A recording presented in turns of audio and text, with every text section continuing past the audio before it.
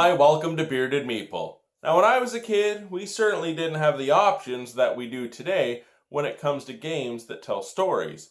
Yes, there were choose-your-own-adventure books and D&D. Well, today, we're going to take a look at a game for 1 to 6 players, and it'll play anywhere between 5 to 45 minutes, because the adventure and the story, that's going to depend on you. It's brought to us by Baba Geek Games. It's Robit Riddle. Let's take a look at it. There are a number of components in the game. There are 6 main characters. Each character has a biography, and they have story cues to gain you insight to your character. As well, you'll have numeric values on your type of actions that you'll take. You'll also receive an initial cue card that gains you further insight into your character development. As you work through the main story, there are also story cues. These will gain you information and points. Because it is great that you may get through your story, but you can track points to fare how well you've done. You also have the encounter dice that you will roll on your journey, and we have locations, adversaries, allies, and traps.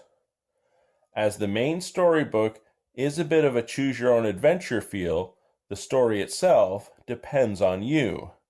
The bookmark can be used to go back and reverse decisions as you're using your story tokens. Let's take a look at the game. I have my character selected, my initial story cue, everything is set, and I'm ready to begin. The sun creeps up from its nightly rest as you head off toward... Hold on, I'm not going to spoil it for you, but I will show you how it works. As you go through the story, you will make decisions, so it's very choose-your-own-adventure based, but the game will modify as you play it, and what you add to the story adds flavor and fun. We'll go to Memorial Park, so we'll turn to page 2. You read it, we will get the story cue, number 14. It will modify the story.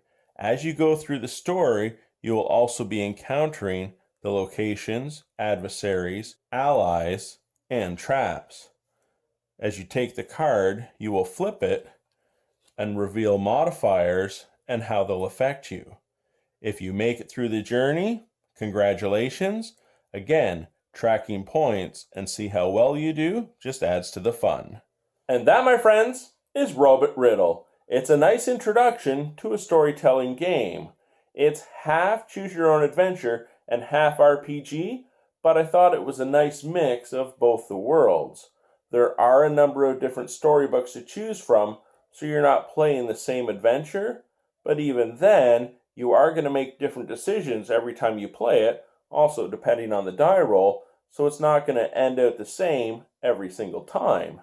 You are going to gain information from the storybook, from the story cue cards and the encounter cards, also your points, so you'll see how you're doing. But the actual story and how you bring it to life, that's going to depend on you. I hope you get a chance to check it out. I'll talk to you again soon.